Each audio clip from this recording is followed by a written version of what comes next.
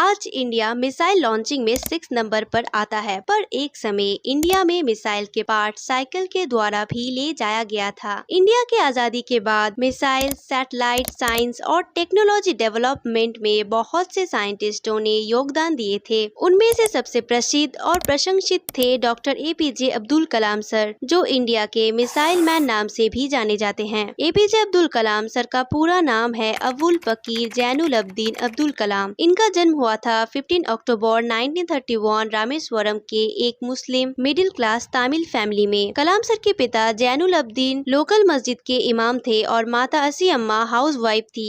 भाई बहनों में कलाम सर सबसे छोटे थे। कलाम सर बहुत हार्ड वर्किंग थे। सीखने की अपार इच्छा थी उनकी। ज्यादातर समय पढ़ाई करते थे और गणित में विशेष रुचि थी उनकी। स्वर्ट्स हायर सेकेंडरी स्कूल से कलाम सर ने अपनी प्राथमिक शिक्षा पूरी की और सेंट जोसेफ्स कॉलेज तिरुचिरापल्ली में पढ़ने के लिए चले गए, जहां से उन्होंने 1954 में फिजिक्स में ग्रेजुएशन किए थे। 1955 में एरोस्पेस इंजीनियरिंग पढ़ने के लिए मद्रास में मद्रास इंस्टीट्यूट ऑफ टेक्नोलॉजी चले गए। जब कलाम सर सीनियर क्लास प्रोजेक्ट पर काम कर रहे थे, टीचर उनकी प्रगति की कमी से असंतुष्ट थे और उन्होंने धमकी भी दी कि अगर अगले 3 दिनों के भीतर प्रोजेक्ट समाप्त नहीं हुई तो कलाम सर की स्कॉलरशिप रद्द कर दी जाएगी। कलाम सर 3 दिन कड़ी मेहनतों से प्रोजेक्ट बनाए, जो टीचर को पसंद आया था। APJ अब्दुल कलाम सर का सपना था फाइटर पायलट बनने का। IAF में उन्होंने 9th पोजीशन प्राप्त किए थे और केवल 8 पोजीशन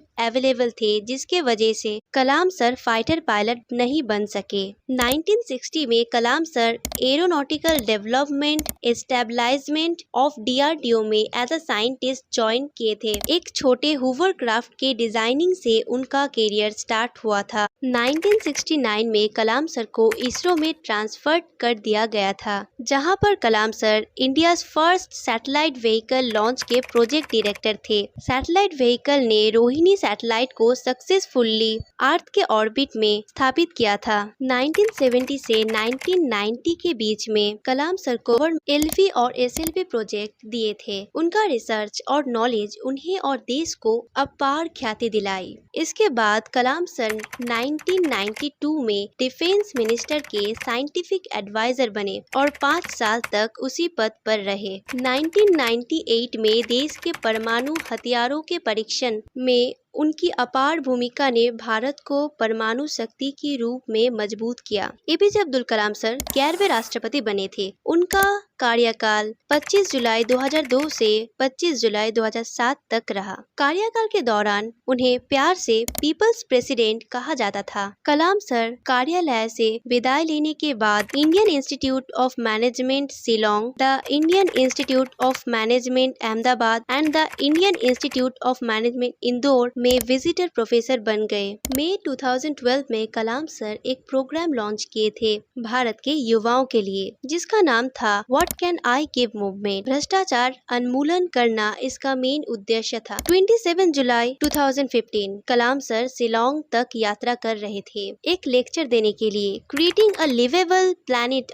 शाम करीब 6:35, जो इंडिया के लिए एक खराब समय था। अपने लेक्चर के 5 मिनट बाद ही कलाम सर गिर गए। गंभीर हालत में पास के वैथानी हॉस्पिटल में ले जाया गया। मेडिकल टीम के कोशिशों के बाद भी शाम 7:45 पर उनका निधन हो गया। कलाम सर एक सिंपल लाइफ जीते थे। उनके पास टेलीविजन नहीं था। उन्हें सुबह 6:30 या 7 बजे उठने और रात 2 बजे सोने की आदत थी। उनकी कुछ निजी संपत्ति में उनकी किताबों, उनकी बीना, CD प्लेयर और लैपटॉप शामिल थे। अब्दुल कलाम सर एक अच्छे राइटर थे। उन्होंने बहुत से पुस्तकें लिखे थे जो राष्ट्र सशक्तिकरण के लिए है। APJ अब्दुल कलाम सर अपने बचपन, जीवन, प्रयास, कठिनाई, धैर्य, भाग्य को आत्मकथा विंग्स ऑफ फायर व्यक्त किए थे। 1981 में पद्म भूषण और 1990 में पद्म विभूषण से APJ अब्दुल कलाम सर सम्मानित किए गए थे। APJ अब्दुल कलाम सर केवल एक राष्ट्रपति, साइंटिस्ट और लेखक ही नहीं, एक टीचर भी थे जो इंडिया के युवाओं को एक नई दिशा दिखाने में सक्षम रहे।